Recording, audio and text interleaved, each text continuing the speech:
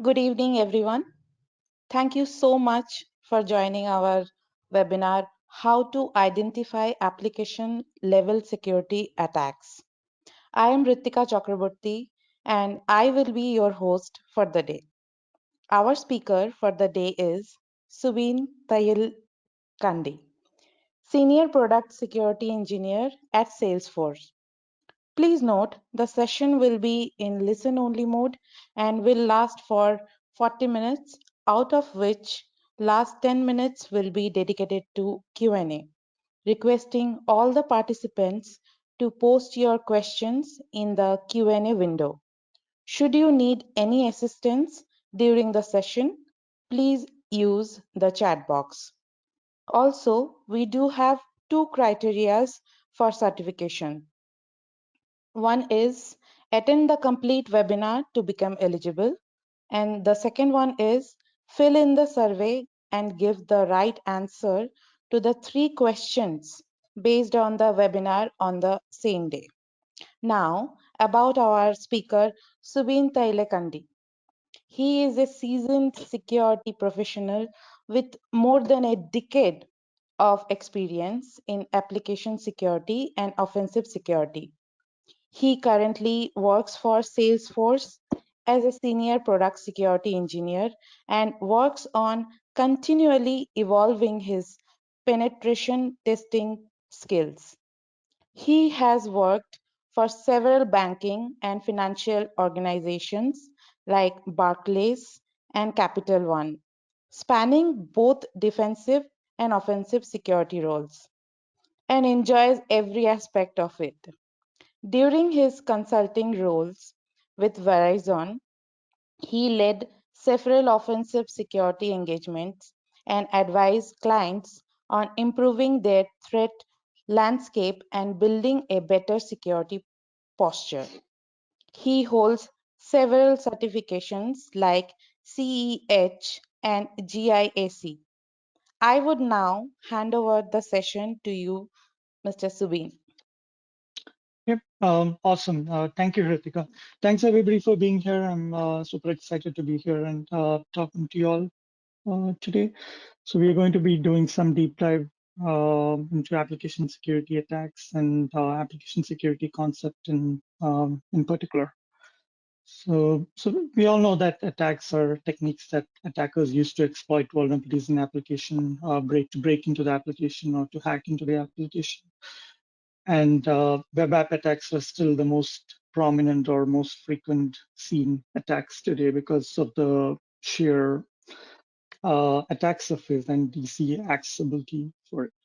So as applications grow in size and complexity, so does the attack surface and attack vectors. For example, if you think some 10, 12 years back, where you had to do some banking and you need to transfer some money, you'd have a website where you'd have to register and to transfer the money, or you would have to go to the bank. Today, you have mobile apps, contactless payment options. You could pay with your fingerprint. You could pay with your Face ID. You could pay with your selfie. MasterCard even lets you pay with your selfie. So if you look at Verizon data breach investigation report that came out recently for 2020, 45% of the attacks are still attacks that happen on the application layer, or what they categorize as application hacking, where it would be some vulnerabilities within the application that needs to be exploited. And 80% among those attacks are involved with brute force or lost and stolen credentials. So let's look into that statistics a bit more. So yeah, so 80% of them are stolen credentials being tried into websites. What that means is that there would be a dump of credentials that are available from previous attacks that the attackers would download and try it on all the other websites. So if you were a registered user on that website that was breached, and you're reusing your credentials, then chances are that those credentials will work and the attackers will be able to get in. So that's a quick win and quick monetization for the attackers that they easily go after. So the remaining would be about exploiting vulnerabilities within the application, abusing functionality and all that. And the vulnerabilities being exploited, if you take a deeper look into that, they're mainly SQL injection being the most prominent one, followed by PHP injection, cross-site scripting, local file injection, and all that.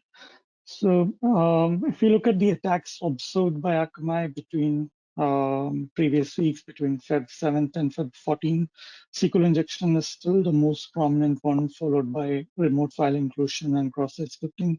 So this is the attacks that are observed. It doesn't mean that these were successful. Whereas in the previous slide, it was about confirmed exploited vulnerabilities. So that's why there's a difference in numbers between the two slides. As you can see, the cross-site scripting is more here because there are lots of bots that attempt cross-site scripting, whereas they may not be really successful. So the point here is that these attacks like SQL injection, cross-site scripting, which has been around for years, are still very prominent and very much applicable today. So moving on about identifying the application attacks, we could employ several techniques and processes throughout our secure development lifecycle to identify the attacks, both manual and automated. For example, right from requirements phase, you could make it a requirement to have CAPTCHA, which would prevent some of the brute force attacks. Or you could make strong requirements for input validation and output validation, which should mitigate some of the attacks like cross-site scripting and some injection attacks.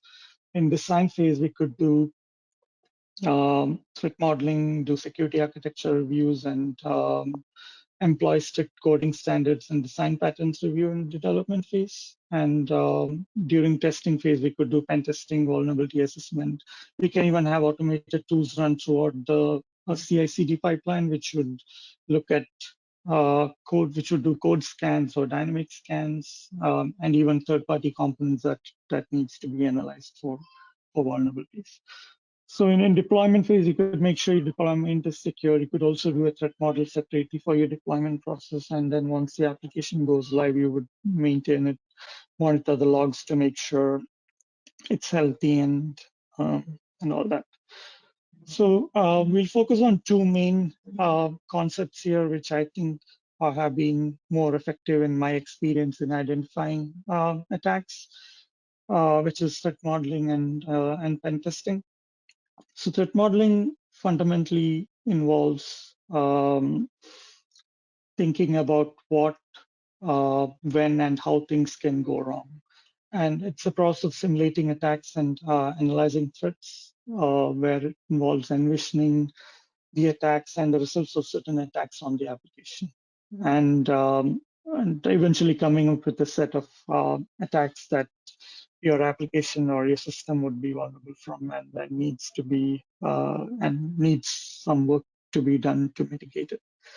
Pen testing is a common concept. It's an ethical hacking exercise where we would assume the role of a hacker and break into the application. It helps security teams identify security issues and prioritize what are more relevant issues, because it involves actual exploitation. Uh,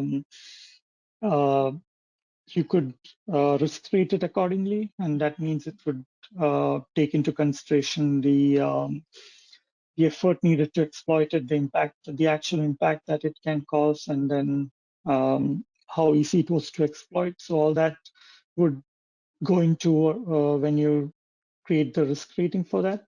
So based on that, you could decide which of them are more relevant and what needs to be fixed. So doing that model upfront or as part of the pen testing is a good method to make sure the test is more complete and more relevant to a business. And we'll get into some of those topics later in the slides. Let's focus on some of the threat modeling concepts and how we go about doing that now. So thinking about what can, so threat modeling is basically thinking about what can go wrong, so we can do something about it before they go wrong. And thinking about what can go wrong, it's something we do in our daily lives. For example, if you think about going out to get groceries, and if the weather is gloomy or cloudy, you would want to grab an umbrella because you don't want to get wet. And these days you would also wear a mask, right? So these are all threat modeling. So applying that to applications and systems that you work with, these processes help improve security and the software in general by understanding the security requirements upfront, assessing the risk, calling out the security controls we have, and if they are effective enough for the threats that we are talking about, and device mitigations against. It helps identifying threats and bugs early because it's very expensive to fix it later once the applications go live or later um, during the phase. So this is typically done even before one line of code is done during the design phase. Ultimately, it helps engineers deliver better products, better secure products. So how we go about doing it, it mainly goes into asking 4 questions, like as described by Adam Shostak. So first one being, what are we building? This is where we describe what are we building using architecture diagrams, DFDs, components, sequence diagrams, whatnot, as much as possible to describe the system in detail. And then we go into what can go wrong, which is where we think like an attacker and brainstorm evil. As an attacker, you would envision what all the attacks you would try on that application or those data flows. And we would call out each of those threads using one of those methodologies like STRIDE or PASTA. Or there are several different methodologies. We could choose one based on our business and industry. The next one being, what are we going to do about it? This is where we call out the mitigations for the threats assessed in the previous phase. This is where you would create user stories, bugs, define accept criteria or definition of done on what we are going to do about the threats identified.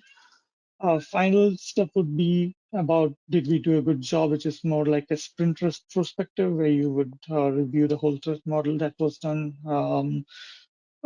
ensure there was enough coverage, did we have enough time to do it, how could it have been better, what areas took more time, and how could those time be minimized in future. So threat modeling is a time-intensive exercise, and you want to minimize the time and make sure everybody that's engaged is making the best out of it. So how we go about building it, well, on what are we building step, it mainly involves creating detailed diagrams that are clean, crisp, and precise for user to understand. And then think about that, it may not always be the technical folks or engineers who are going to look at these diagrams. It may also be risk management or sometimes leadership or business executives who look at it. Because when you go to them and say, hey, this is why you want to fix this vulnerability, they would need to understand why. And they might have to go through these diagrams as well to understand what's going on. And so make sure it's as detailed as possible. Um, and call out all the trust boundaries and the data flows as shown on the screen. This is what you're seeing on screen is basically a DFT diagram for a sample blogging site where you can see the website is hosted in AWS. It stores all the data in database.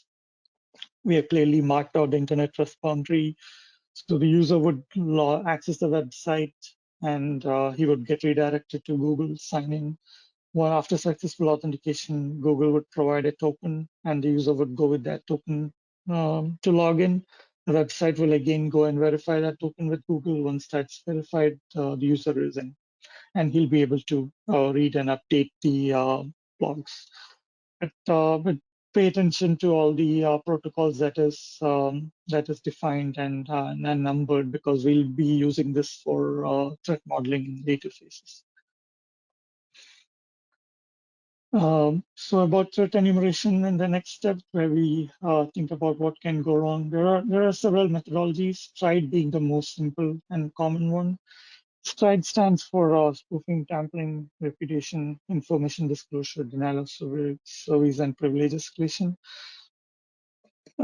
Spoofing is pretending or assuming another user's identity. It can be spoofing someone's SMS, spoofing calls, um, spoofing requests, being man in the middle, and all that. Tampering is where an attacker would modify uh, input parameters, components, or code to cause harm. It can even be physical, from a mere lockpicking activity to break into a data center, or modifying or sideloading some of the DLLs or libraries, like what we saw during the SolarWinds attack.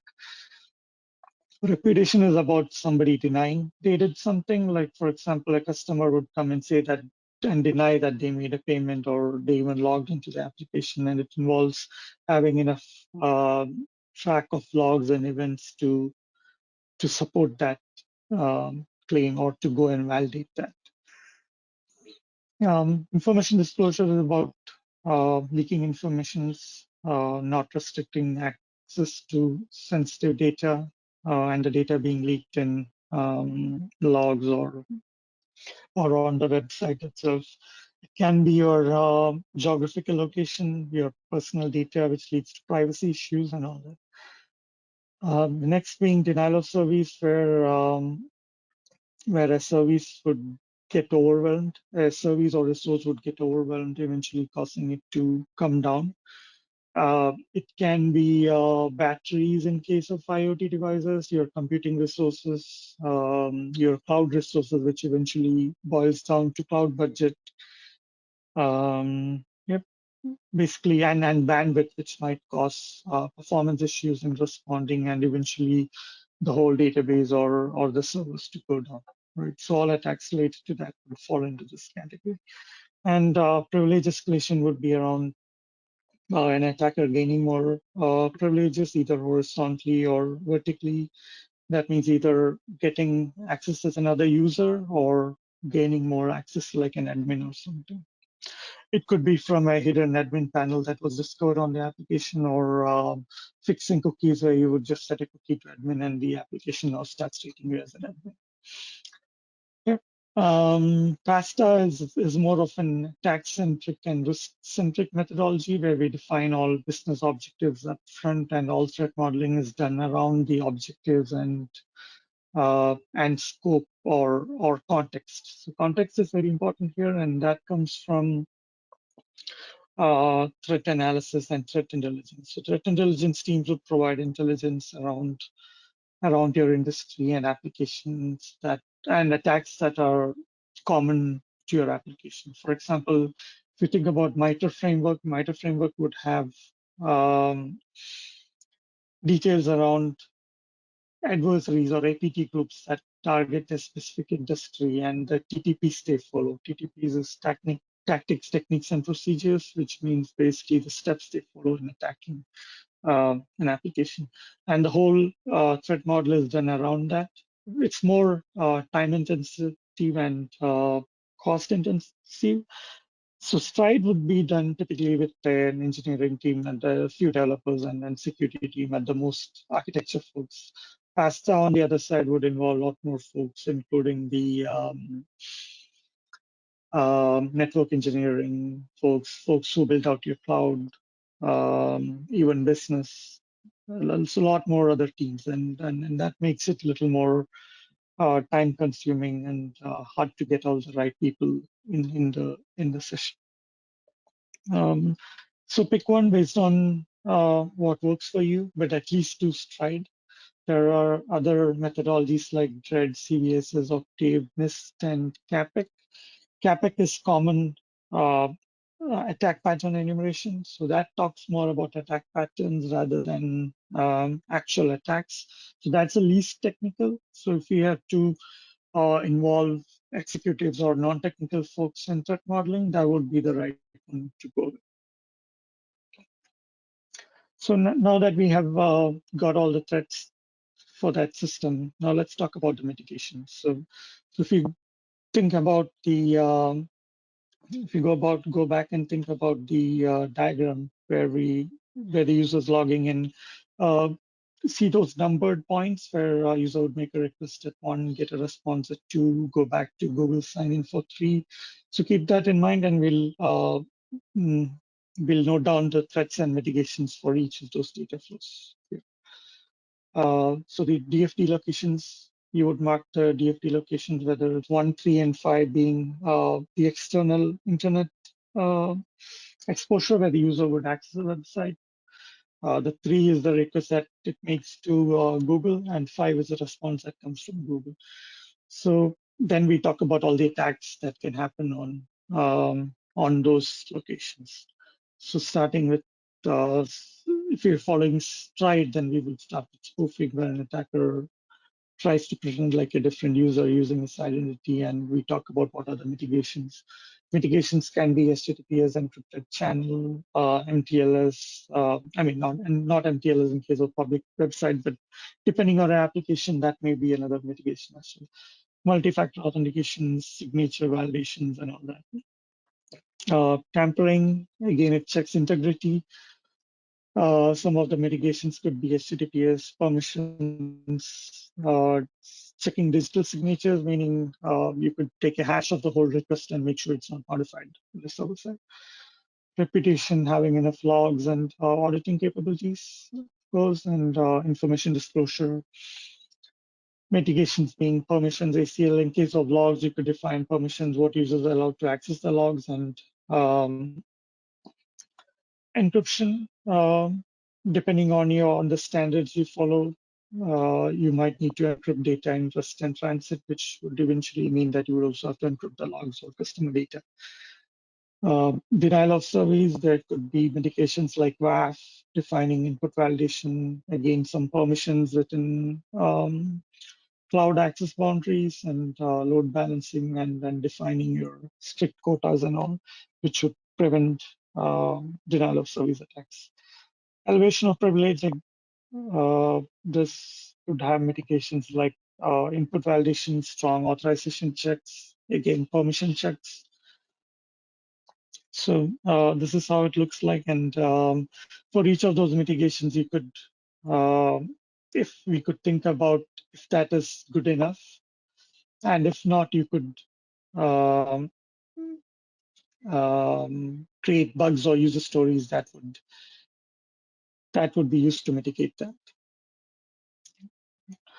So the final step being thinking about, did we do a good job, which is more like retrospective, where we would uh, focus on how we could improve, especially around the time spent on those attacks. So we'll think about, was that if there was areas where we spend a lot of time because of the diagram um, not being complete and having to go multiple times with their developer teams or other folks who provided the diagrams. We could look into how we could minimize that time. Did we have all the right teams engaged? Was the scope clear up front, or what we can do to minimize some of these issues and get the threat modeling done sooner, making the best use of everybody's time. So talking about pen testing, I won't go much into this because it's a general topic, and it involves testing and validating anything that can potentially go wrong that we had identified, and then determining the actual risk and impact of that exploitation. Like I said, this involves actual exploitation, and you would note down the exploitability of it, the ease of exploitation, and mitigating factors that could prevent, and all that would go into the risk assessment, which would give it a more relevant risk rating. And you could do that to fix. You could use that risk rating to go back to your leadership and say, hey, this is critical and needs to be fixed because of these reasons. So doing a threat model upfront, either before a pen testing or as part of it, uh, uh, helps with understanding of the application data flow and provide better scope and value, makes it more relevant to the application. And as a pen tester, it would help cut down a lot of time. So most pen testing frameworks and methodologies, or if you think about it, it talks about discovery phase or recon phase. So recon phase is usually where the threat modeling is done, or if it's a third party engagement and you're engaging a third party to do it, there would be scoping calls where you would define your work, and it's a common practice to do the threat modeling there as well and ask a lot of questions and figure out what's important to the company, what's important to the industry, so the pen testing focuses more on that area and they don't get sidetracked into other areas. Basically, it scopes the pen testing around what's more important to the to the industry and what keeps them awake at night, basically giving it more value when we do it. So threat modeling can also serve like an attack tree or a checklist of items that you need to follow during the pen testing. So if you get lost at some point, you know exactly where to get back to. Um, So some of the further references that I've listed here, I'm not sure if you'd get the slides, but you can go through some of them, maybe take a screenshot or something. There are a lot of resources out there. And there's also an OWASP Slack channel on threat modeling where you can join to get more details. And with that, we are done. Any questions? Thank you so much, Subin. Uh, for the audience, actually, we are launching a poll question. Mm-hmm. Uh, Now, the Q&A. So we have so many questions actually. So I'm starting the Q&A session, Subin. So Mm-hmm. first question is, what is the best threat modeling approach? I mean, it really depends on what suits your development life cycle and what suits your industry. Everything has different pros and cons. If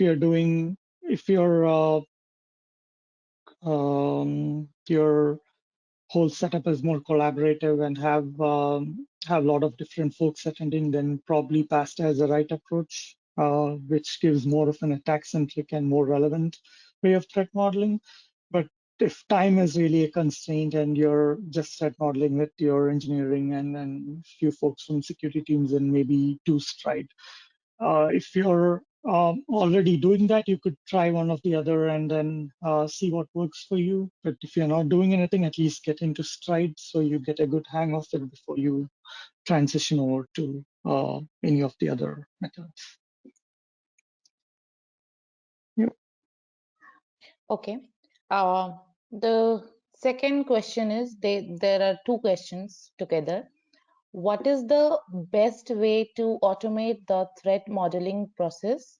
And how do you cut down on the time-intensive nature of the process for development teams? Sorry, could you repeat that again? Sorry, I didn't hear the first part of it. Okay, what is the best way to automate the threat modeling process?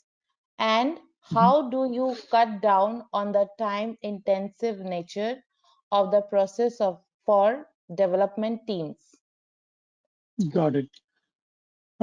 Yeah, so I don't think you actually want to automate threat model. There are some aspects of threat modeling that can be automated around that, but the actual threat model, it's better to be done with in a collaborative session in a meeting where there would be security folks and developers and all that. Um but to cut down the time, a lot of it can be done by you could create something like a security champions team within your engineering folks who would help with threat modeling. So developers can work with them upfront to do some of the threat modeling before it comes to security or other teams are engaged. So by the time they can make sure that the DFT is complete or all the information required to do threat model is available, and they could start noting down some of the threats and mitigations as well. So you would be able to complete the threat model with the security teams in just one session or something. And advocating this within the developer teams and doing some mock trainings and all would definitely help. So the engineering teams are completely on board with what is happening during the threat modeling session, and they come prepared for it. Yep. Okay. Uh, the next question is, could you please give a brief information of DREAD and NIST? So DREAD is again um, similar to Stride, where you talk about different attacks and then you give a rating for it. It's very similar to Stride, where there will be denial of service and all those reputation and all that would come into it. NIST is again similar. Again, all these are similar approaches. There isn't much difference in those. I don't think NIST is much used today. The most commonly used ones are either the Dread or Stride. More commonly Stride, and PASTA is gaining a lot more focus today because of threat intelligence and frameworks like MITRE and kill chains and all that. And PASTA blends in very neatly with those frameworks. Meaning, for a framework like MITRE, you could say that for these attack techniques and this is the threat model, or you could associate it to a um, associate to an adversary group or the TTPs that they follow. So that's why the PASTA is gaining more importance. I haven't done much on NIST or DREAD actually, but if that works for you, yeah, definitely please feel free to go ahead and use it. Okay. Next one is, what are the different encryption tools that are used in real time at SOCs?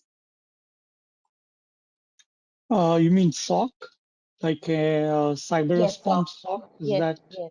Yeah. uh, SOC is basically a team that handles cyber response activities or constantly monitoring logs and um, so if your question, I assume, is around the information disclosure part, which we said where you would encrypt the logs. And I think your question is around what are the common encryption methodologies used. I mean, it can be anything.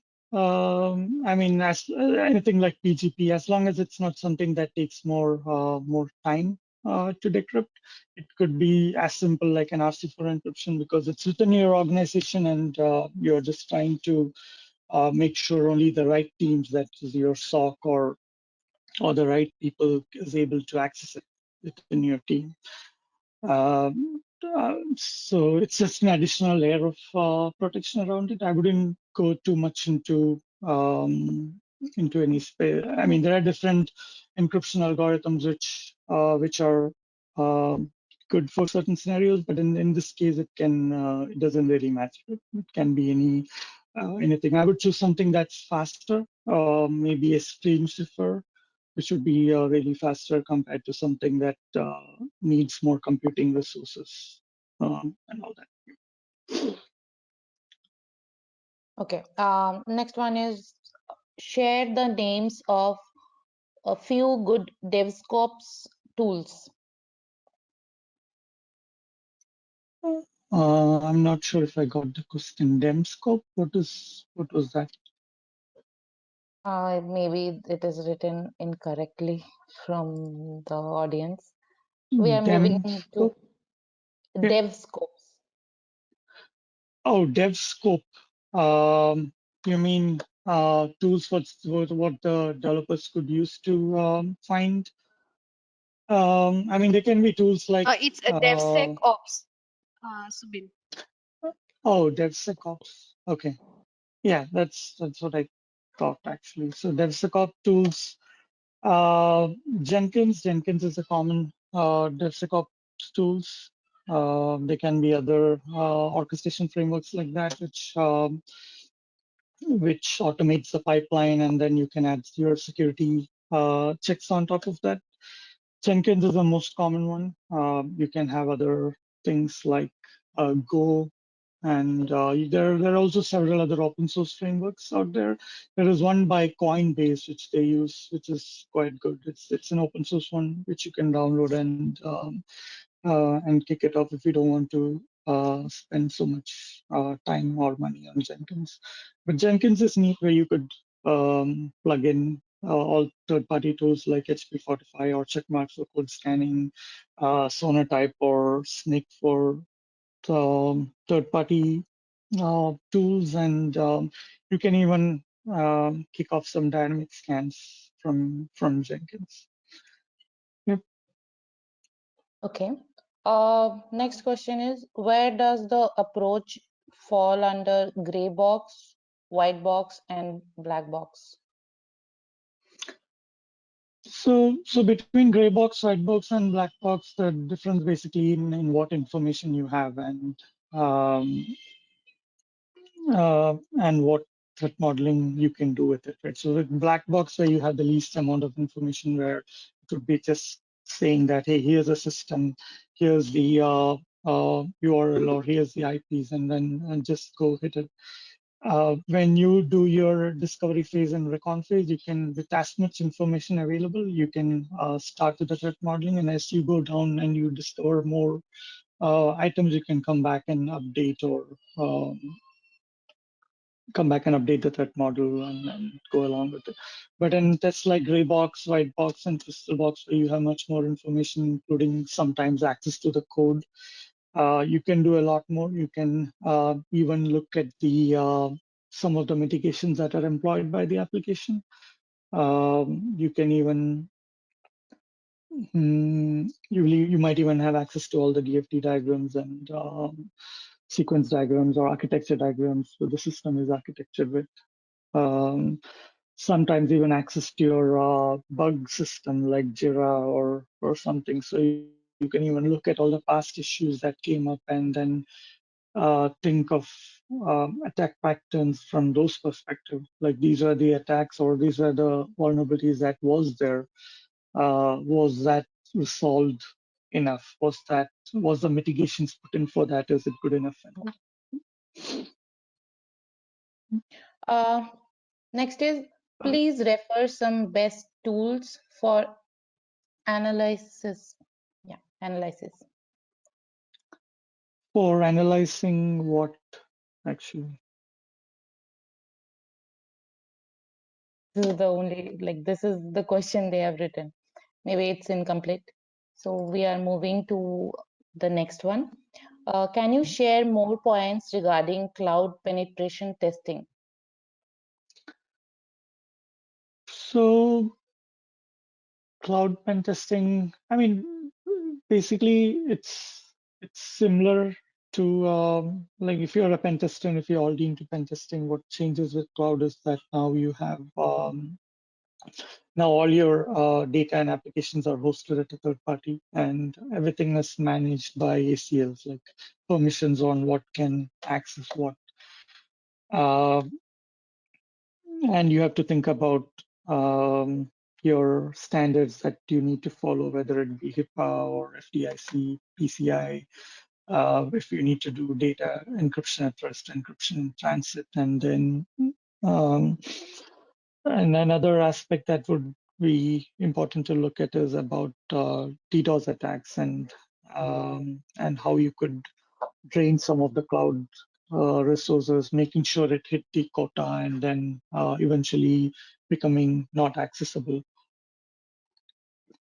So depending on how the quotas are set, you may be able to deface a website or bring it down or make it slow and all that. Apart from that, depending on what technologies are used in cloud, as you would threat model, you would list all them down. They can be um, Kubernetes clusters, so you would have to look into breaking out of each of them. Um, you would try, breaking out of each of the boxes, trying to access any other entities that you're not supposed to access or any other customers' boxes and all that. The methodologies aren't much different, but the attack vectors and the would are a lot different, and things that you would focus on also changes a bit. But your basic approach of testing and exploiting all remains the same. So a lot more focus would be given on access keys and tokens because everything is based on that. So if you are able to enumerate um, metadata surveys and get more access tokens and access something, so all those additional things go on to it. You also have to look into your ingress egress gateways and what security that's providing. Most people might just do clear text communication once it's past the ingress, and you'll have to think about the threats and attacks that you can do there. Yeah, there's a lot to talk about in that topic. It's a whole different session on itself, but these are some of the things that you can look at. But yeah, your approach or the testing methodology does not change, just the attack vectors and the attack surface changes with clouds. Okay. The next one is it possible to authenticate app logging through Office 365? If yes, how? App login through Office 365. I'm not very familiar with that concept. I'm sorry. That's not somewhat relevant to the topic. If I would guess, yeah, but you would have to talk to some of the Microsoft Azure experts on how that can be done, and I'm not familiar with that. Sorry. Okay. Next one is when we look at URI paths in the web logs, what are the suspicious looking requests? When you look at URI path or URLs, if you see any payloads being added to the URL and end of the URL or in parameters or even any code, any injection attempts, that would be an indication of injection attempts. If you see a large volume of requests coming from an IP or a set of IPs, that would be someone trying. If it's login, it could mean that someone is trying credential validation attacks or DDoS against your website. If you see a request coming in from an IP, they logged in, and then all of a sudden you're seeing that session ID being used by another IP address, that would mean session hijacking. Yeah, there can be a lot of suspicious things like that that you want to look out for. They can be sensitive. You can also look out for any sensitive data in the logs, make sure they're not there. Yeah, basically any payloads that are in the request which are not supposed to be there would mean indication of any attack that someone is trying. Yep. Okay. Next is what is the best way to introduce threat modeling to developers? To introduce threat modeling to developers, best way would be to have a session, to have a hands-on exercise where you pick one of the applications that you uh, um, have the engineers come up with DFT diagrams, very clean and crispy DFT diagrams or sequence diagrams if that's not already there, and then um, start with stride because that's the most easy and clear one. That would be more clear to engineering, more clear to developer teams. So you could start with stride and start noting down all the threats, think like an attacker, and then start noting down all the various type of attacks that can happen, all the mitigations, and then then go to the security teams and they can review it for you. They can even have several hands-on sessions, so the developer teams are more hands-on and engaged with it. They can, like I said, they can also create a team, like a team of security champions within the developer teams, which are more security savvy, or which helps with more of the security aspects around the application. And they can be the point of contact, and they can be trained to do threat modeling. So that way, the developer teams do not have to go to security team for each and everything, and they can get everything ready up front with the security engineering teams as well. That way, it saves a lot of time, and make sure everything is complete by the time you're in a session with the security team, and probably you would be able to complete the whole threat modeling in just one session, depending on the application. Okay. So one of our attendee asked regarding pen testing, should I work with my team to pen test applications on our own or work through an Mhm. external bug bounty program? That's a good question. It really depends on the maturity of your application and where you are. Right. Sometimes all you may need is probably, I mean, you want to be at a good level before you engage a third party or a bug bounty. You don't want to end up paying a lot of money with bug bounties, with the community finding a lot more issues that you didn't think of. So to answer your question, you would want to do some testing and validation on it before you go about the bug bounty route. So you could either have your security teams do a good pen testing on it, or you could do it yourself, and then call out the issues, make sure you fix them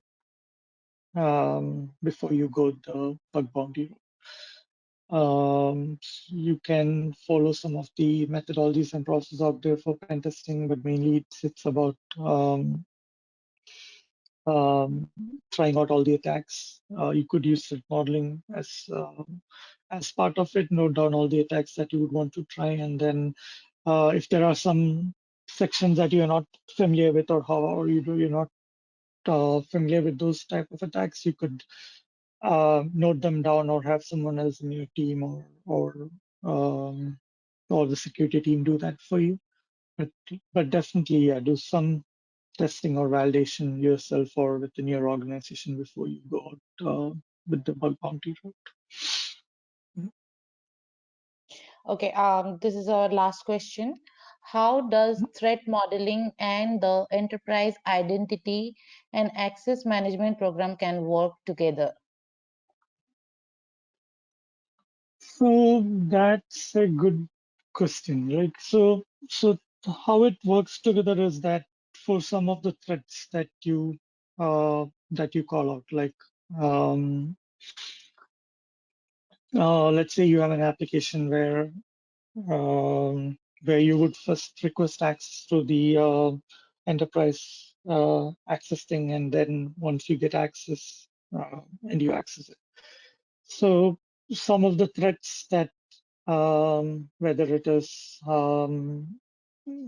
tampering, information disclosure, so all those would have this as one of the mitigation, meaning you need to first request and get access before you're able to get in. So your access is vetted by a team before you're even allowed to have access. So some of the threats, so this it can be a mitigation to most of the threats, and then you can go about thinking if that is good enough. And meaning, is the enterprise access request process robust enough or good enough? Meaning, does that have somebody really vetting you, or making sure that you really need that access, asking why you really need that access?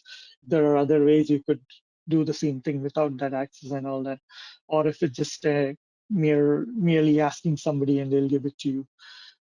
So you can, if that's the case, then you could improve that. That is not a good mitigation for any of the threats. So you could talk about how you could improve that, which would mean that you would work with the enterprise identity and access management teams to make robust access requirements, whether it be tokens, auth, characteristics, whatever needs to be changed to make it more secure and robust. Um, for example, you might be doing OAuth with a UUID format token, which might expose you to some threats, but you would want to use JOT or a JWT token instead, which prevents against tampering. So things like that. Depending on what all areas come under scope of the identity access management, you can uh, first talk about threats, then look at mitigations, and mitigations that fall in the identity and access management area. Think about if that's good enough, if that is actually robust enough to prevent those attacks, or as you're evolving, do you want to add more controls and checks in there? And if that does, then you can keep adding. For example, you may be storing your certificates um, on a physical system protected by root or protected by permissions. You could use HSM, is that if that's something you want to do, which would involve you have to buy a hardware security module, which involves more money. But these are some of the areas where enterprise and access team management can weigh in. You could think about the risk for the organization, and then think about what benefits it'll bring in, and think of the cost and overhead involved in managing an HSM, and if it makes sense to you to bring that in. So all those can be done by working closely with that team. So I hope I answered that right. Yep. Yeah. Okay. Actually, we have so many more questions lined up, but we are That's okay. running out of our time. Uh, Pardon? Hello?